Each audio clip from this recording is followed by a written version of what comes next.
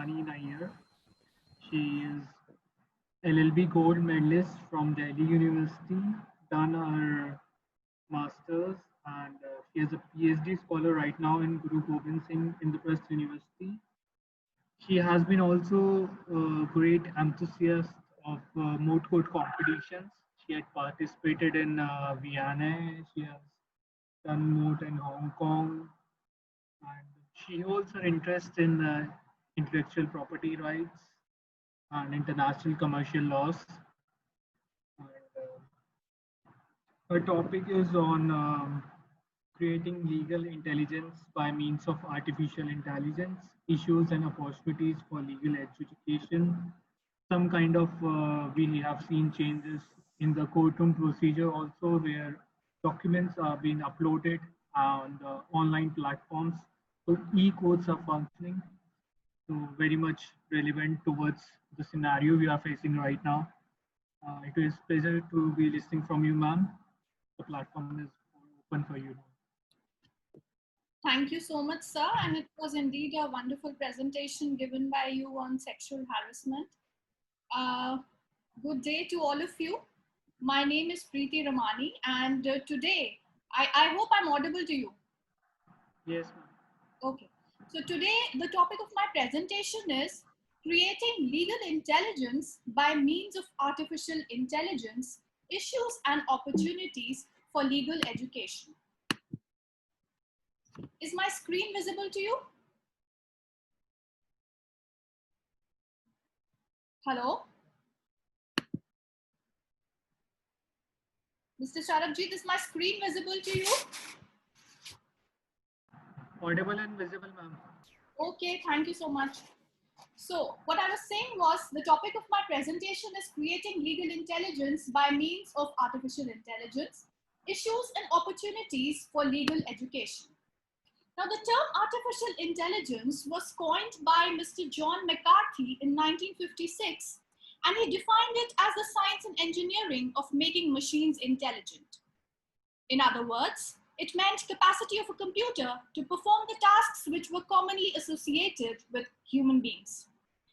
It entails the ability to review, the examination, generalization, learning from past experience, and finding patterns and relations, whereby a computer or a machine responds dynamically to ever-changing situations.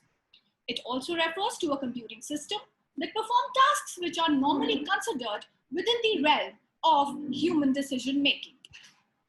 Now, very briefly, before moving further, I would like to very briefly touch upon the major components of artificial intelligence, chiefly being machine learning, speech, vision, natural language processing, expert systems, planning and optimization, and robotics. Machine learning is an application of artificial intelligence that provides system the ability to automatically learn and improve from experience without being explicitly programmed. It entails two parts, machine learning and predictive analytics. The feature of it entails two parts, deep learning and predictive analytics. Deep learning entails the way human beings gain certain knowledge. It may be extremely beneficial to data scientists who are asked to collect data, analyze and implement huge amounts of data. Deep learning can do this in seconds for them, making their process faster and easier. Moving on to predictive analytics, it is that branch of artificial intelligence which uses or analyzes the data provided to it to predict outcomes about the future.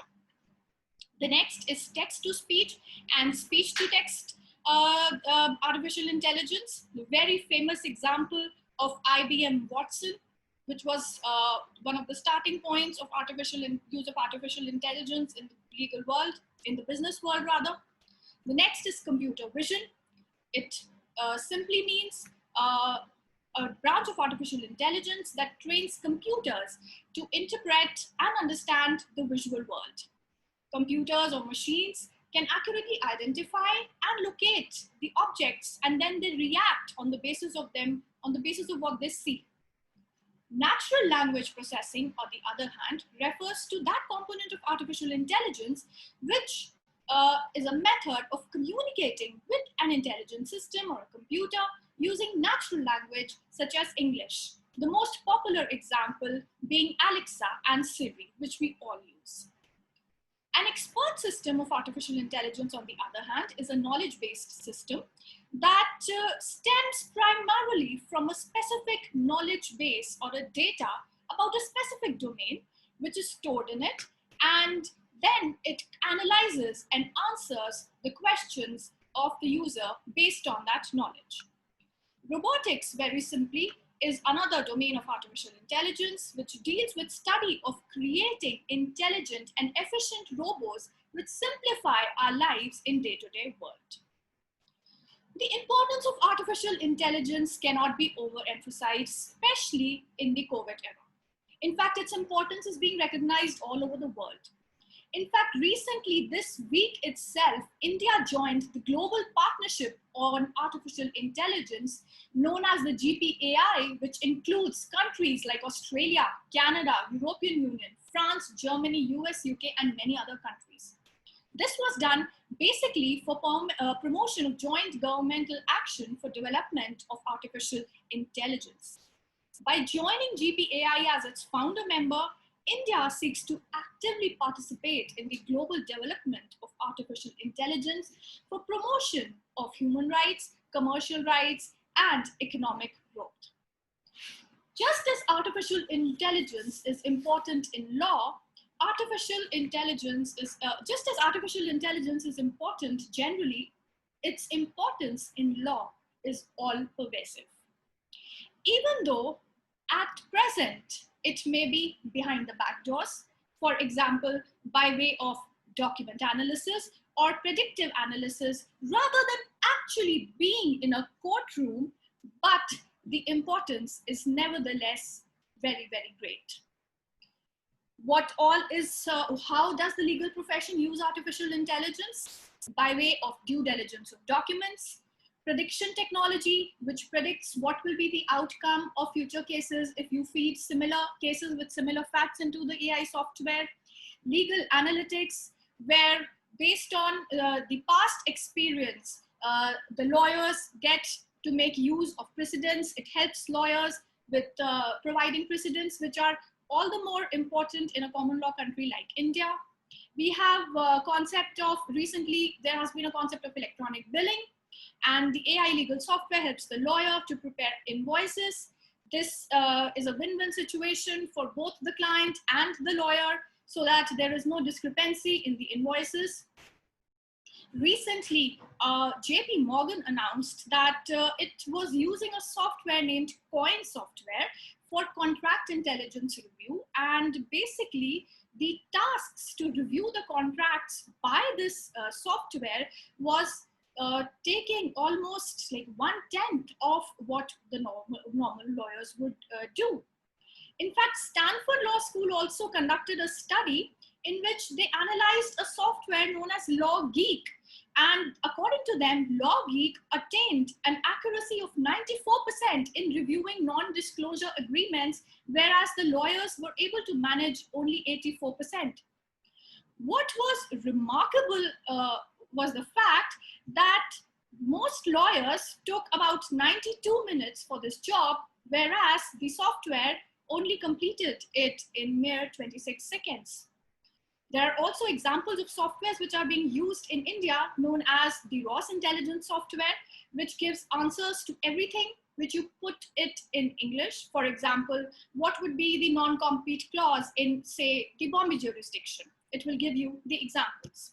There are also companies like Spot Draft or Beagle, which have softwares in which they have the capacity to give you instant drafts of the contract based upon very basic inputs which you provide them, and which a normal lawyer would take days to do that.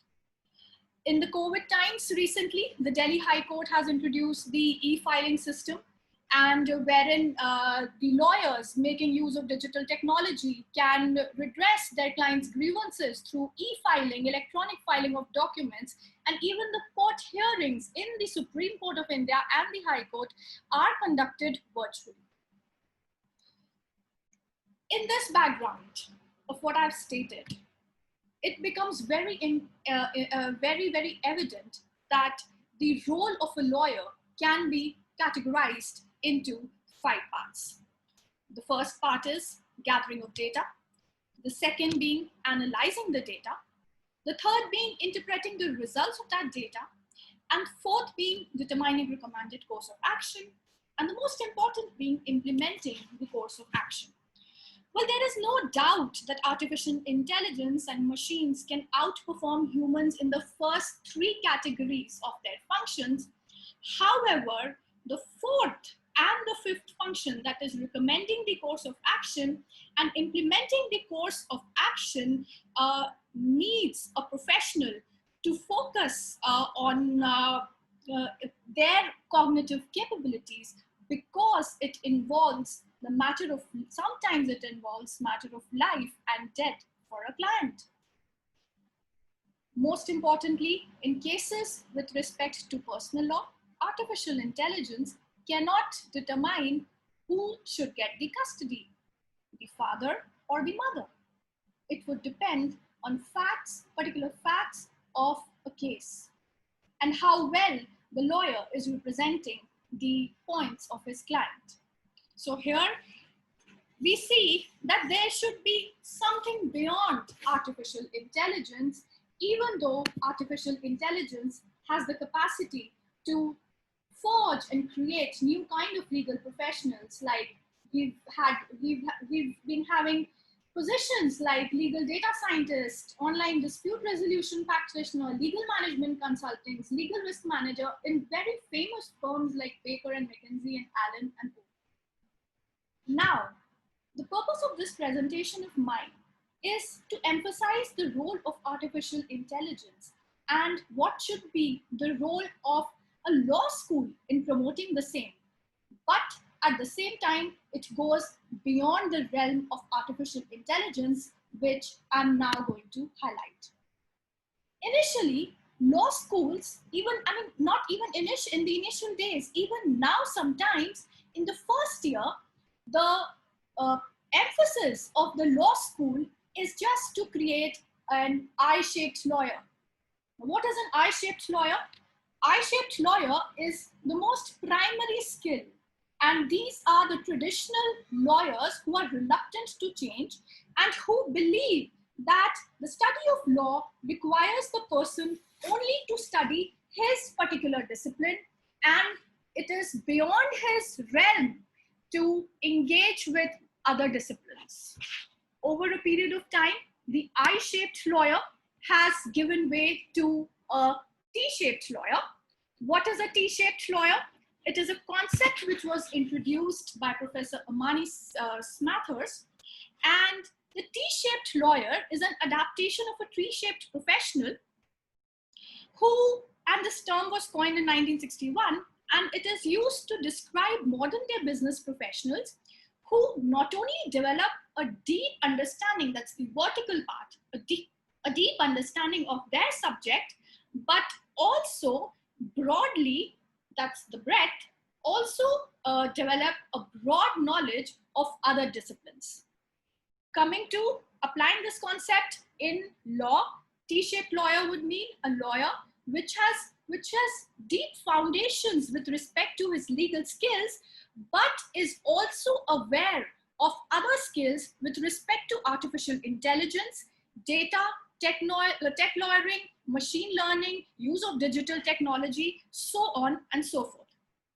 In fact, a lot of law schools around the world have been advocating artificial lawyer training to their law students, and India is not behind. Recently, even though artificial intelligence training is a nascent stage in the Indian law schools, recently the Law School of Indian Institute of Technology, Kharagpur, has announced the launch of a new course, which is Artificial Intelligence in Law. And I hope that this course provides proper training to the budding legal professionals, budding law students in the nuances of artificial intelligence. In fact, IIT Kharagpur, the School of Law of IIT Kharagpur, has also evolved an artificial intelligence aided method to read leading judgments in the Indian legal arena. For a country like India, especially which uses common law system that prioritizes the doctrine of legal precedent over a statutory law, and where legal documents are often written in a very unstructured way, the difference introduced by this software will indeed be phenomenal. Going forward to the evolution of from T-based lawyer to a delta-based model of lawyering or a legal professional. Now, this delta-based model was a concept which was introduced by Alison Carroll. Now, this delta-based model seeks to highlight that not only lawyers should be trained in technology and artificial intelligence, but it also emphasizes the increasing importance of emotional intelligence in building all-around legal professionals. For example, the delta-based model, if you see this triangle, it comprises of 3 skills. The first is the base, of course, is the lawyer, the law student, the legal professional should be well grounded and should be well taught the traditional legal knowledge skills. Then if you see the right hand side, the law student should be trained in data processes, technology, so on and so forth. And if you see the left hand side, it emphasizes that the law students should be equally proficient in personal effectiveness skills, since it recognizes that a lawyer to client interface is basically a human to human interface, which entails a fiduciary relationship between a lawyer and a client. The client hands over his life to the lawyer. And even if the data, even if the groundwork is being done by artificial intelligence, you need a human interface to make the client understand the decisions, the outcome which the artificial intelligence software is given. Next,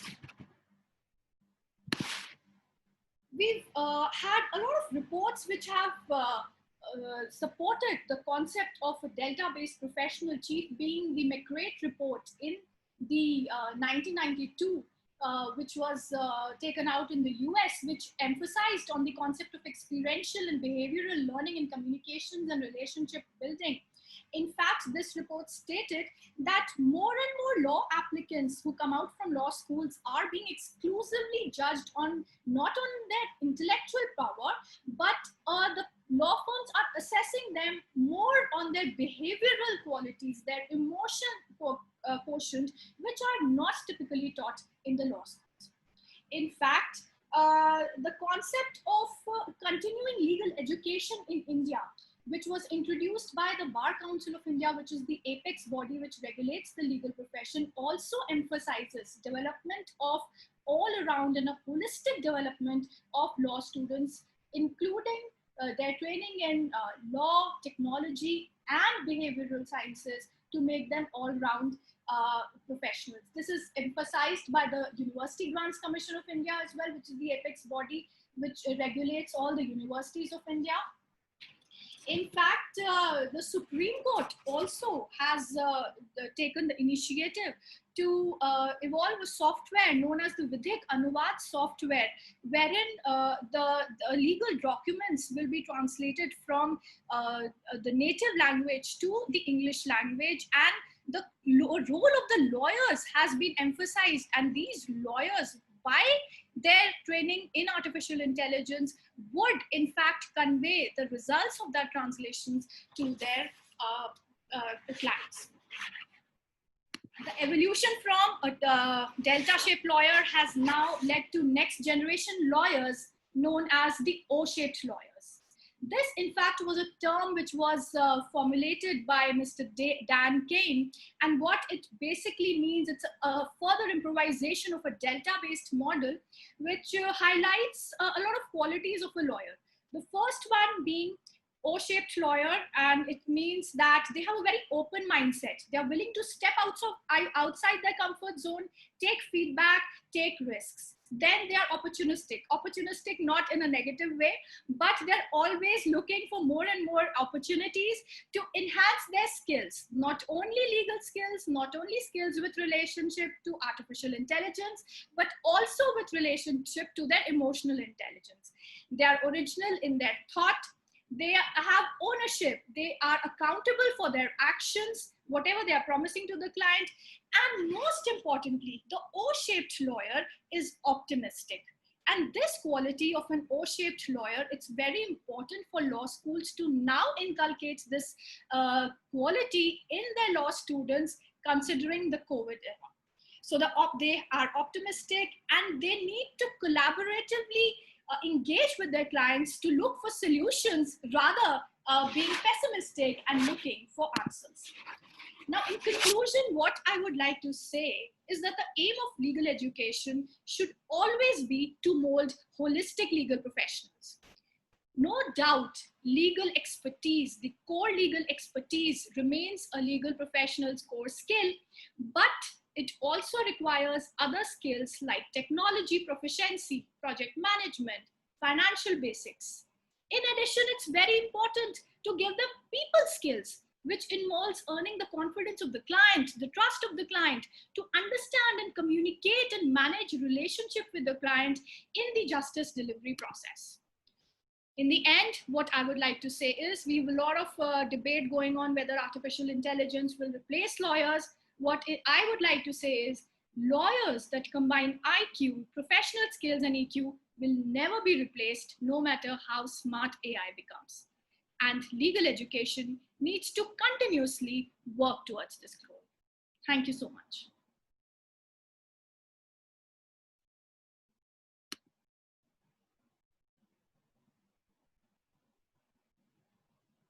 I end my presentation with this.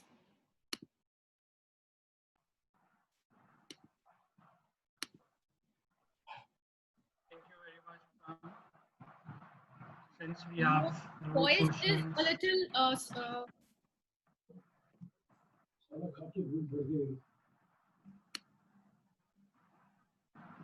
Thank you so much, ma'am. Since we have no question on the platform right now, so we'll be moving to the next presentation. We have just one question I have with you that. Yeah, sure. Please go ahead. Yes, ma'am. Yes, ma'am. Ma'am, what do you think about that creating such softwares where it becomes easy for the clients to see the benches where they can file their suits or where they can file their cases? Because this helps a lot, because if they know that particular judge gives a particular relief in particular cases, so it would be very easy for the clients also that they can see the benches and accordingly they can file their cases. Can artificial intelligence be helpful in this?